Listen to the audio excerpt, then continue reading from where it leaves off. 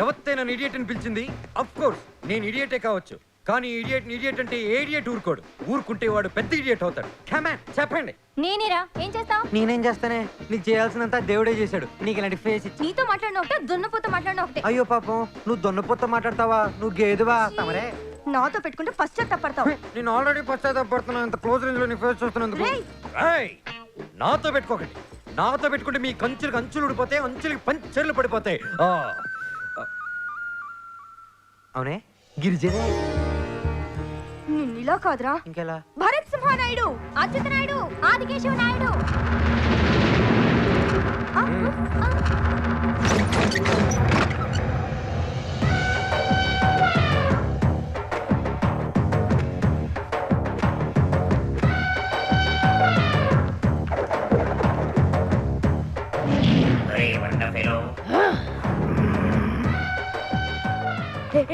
నీకెంత ధైర్యం రా?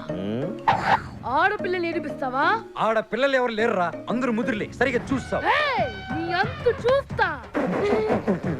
నీ పొట్ట దాటాక నీ బాడీ పాటలే సరిగా చూసుకోలేదు, నువ్వు నా అంతేం చూస్తావు బే.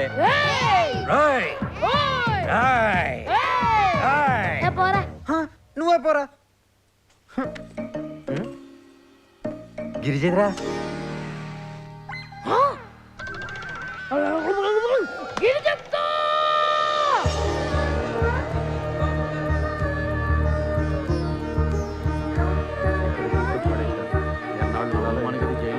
హారతి తీసుకోండి నాన్న.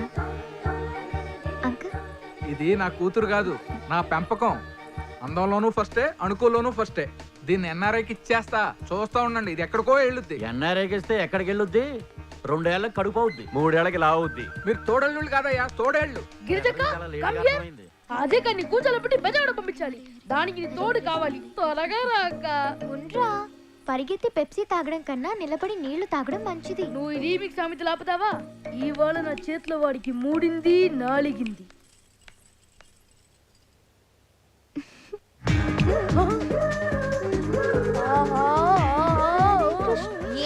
ఏంట్రా నిగోలా?